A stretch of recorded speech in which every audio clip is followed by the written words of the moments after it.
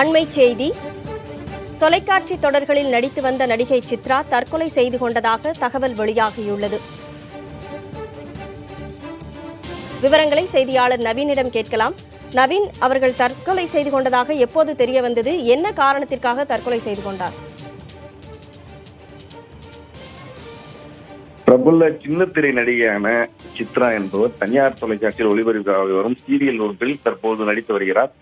சென்னை செம்பரம்பாக்கத்தில் உள்ள படப்பிடிப்பு தளத்தில் இந்த சீரியலானது எடுக்கப்பட்டு வருகின்றது கனிமொழி. இந்த நிலையில் திருவான்மியூரை சேர்ந்த இந்த சித்ரா என்பவர் அடிக்கடி வீட்டிற்கு சென்று திரும்பி வர இயலாத காரணத்தினால் செம்பரம்பாக்கம் அடுத்துள்ள பழஞ்சூரில் உள்ள ஒரு தனியார் நட்சத்திர விடுதியில் தங்கி படப்பிடிப்பு மேற்கொண்டு வந்தார்.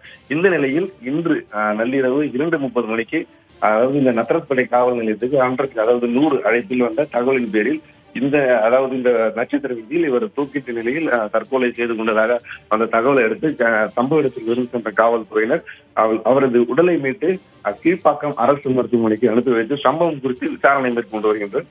தற்போது முதற்கட்ட விசாரணையில் சமீபத்தில் 4 மாதத்திற்கு முன்னர் தான் சித்ராவுக்கு இந்த கரையாஞ்சாவடி பகுதியைச் சேர்ந்த ஏமநாத் என்பவருடன் நிச்சயதார்த்தம் ஏற்பட்டதாகவும் சம்பவத்தன்று அவர் அதே விடுதியில் தங்கியிருந்ததாகவும் கூறப்படுகின்றது கனிமொழி. தொடர்ந்து சம்பவம் குறித்து நத்தரப்படை காவல்துறையினர் விசாரணை மேற்கொண்டு வருகின்றது கனிமொழி. ஹோட்டல் நிர்வாகம் தரப்புல சித்ரா ஏதேனும் மன உளைச்சலில் இருந்ததாக காணப்பட்டாரா? அந்த மாதிரியான தகவல்கள் எதுவும் சொல்லப்பட்டிருக்கிறதா? காவல்துறையின் அடுத்த நடவடிக்கை எப்படி இருக்கும்?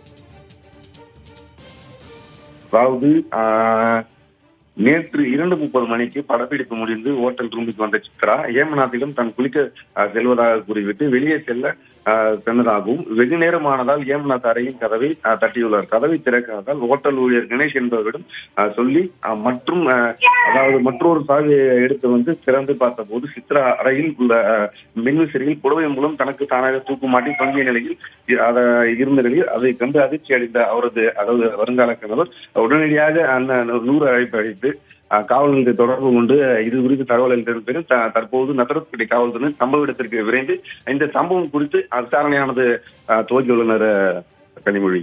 விவரங்களுக்கு நன்றி நவீன்.